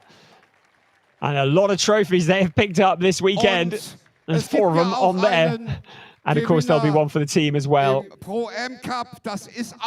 before all of that, we're going to get the Pro-Am. Well, we don't need to get the Pro-Am up there because they're up there already. And that's Alex Fach and Alexander Schwarzer.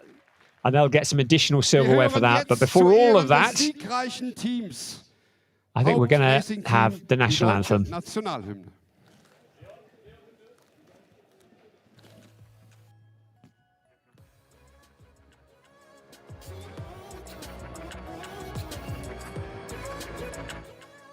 Das ist sie nicht.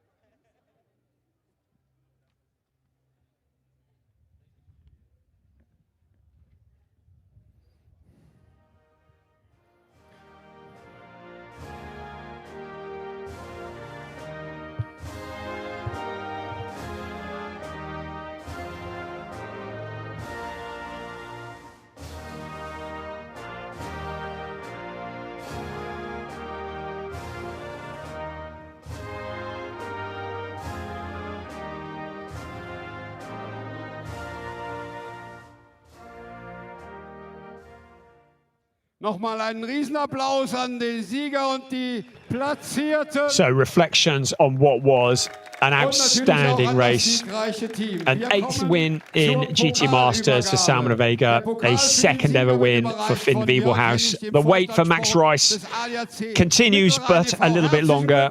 David Schumacher, who's had 3 wins in this series, all of those came last year. The only year he has done a full season of GT Masters as Jörg Henning presents the winners' trophies.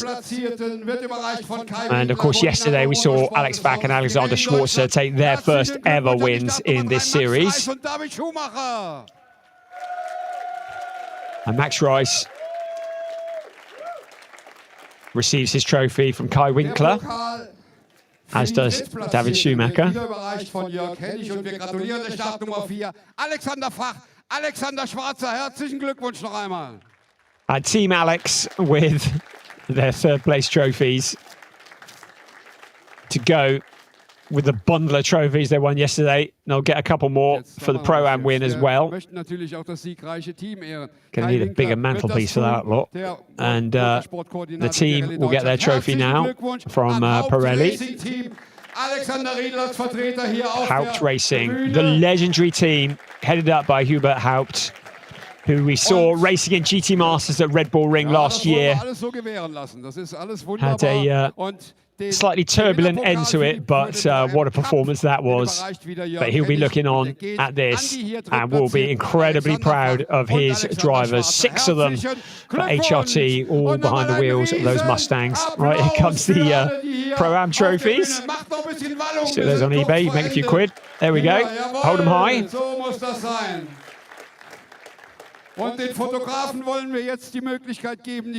And then we'll pose for the photographs. And then our focus can turn at last to the summer break. It's been a great start to the season in the ADAC GT Masters. We saw back-to-back wins for Simon Birch and Leo Pickler at the Lausitz Ring. Then when we got to Zandvoort in the tricky conditions, Simon Conner-Prim and Finn Zulauf took their win, as did Tim Zimmermann and Leighton Fury. Yesterday, it was a first ever win for FAC Autotech. Alexander Schwarzer and Alex FAC taking a win. Today, it's the turn of Finn Wiebelhaus and Samuel Vega to stand on the top step of the podium. It tells you that the ADAC GT Masters is as close as it has ever been, because at the halfway point of the season, we still have no idea who the potential champion is going to be. We've got 3 more rounds to go, 6 more races. We've got 4 sprint races, 2 endurance races remaining this season. We're going to take the break now, but we will be back at the Nürburgring from the 5th to the 7th of September for another endurance round, the last endurance round of the year. We do hope you've enjoyed the Nürburgring. From myself, Brian Oliver, and also Chris Rogers, who's been in producer duties this weekend. Thank you so much for joining us. We'll see you at the Nürburgring in September. See you then. Enjoy the summer. Bye-bye.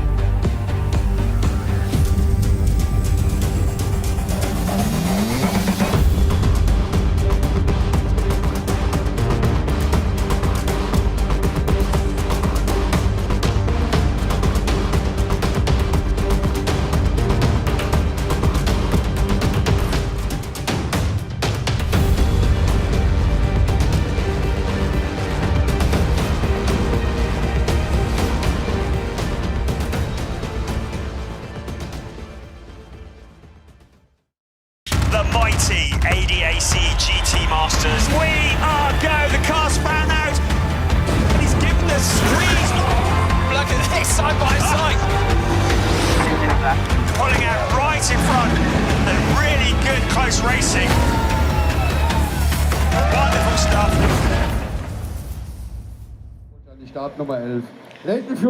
Und nochmal ein großes Hallo an alle, die immer noch in unserem schönen Livestream sind, immer noch an der Strecke sind, rund um den Truck Grand Prix, rund um den Nürburgring. Danke, wirklich ein ganz großes Dank an alle, die fleißig eingeschaltet haben, die mit dabei waren. Freitag, Samstag, Sonntag, durchgehend von 9 bis 19:30 Uhr, eigentlich all die Tage. Heute machen wir natürlich ein bisschen früher Feierabend. Das letzte Rennen hat stattgefunden, die ADAC GT Masters. Gerade werden noch die letzten Preise überreicht. Und noch ein bisschen Schumacher-Sekt gesprüht und dann riecht es ja auch gleich richtig lecker. Damit, ja, glaube ich, haben wir es dann hier auch geschafft. Ich warte noch mal auf unsere Kommentatoren, die sich wirklich auch fleißig durch das Wochenende geschlagen haben. Jörg Hennig und Joachim Eberts. Dass die beiden überhaupt noch reden können, das wundert mich. Wir haben ja durchaus immer wieder mal zwischendurch Pause gehabt. Meine Kollegin Christina Rahn hat natürlich auch einen super Job gemacht. Und ja, die beiden, die finden einfach kein Ende, egal ob das Bobbycar war beim Start und Stopp oder. Also hier gab es ja wirklich jede Menge Action.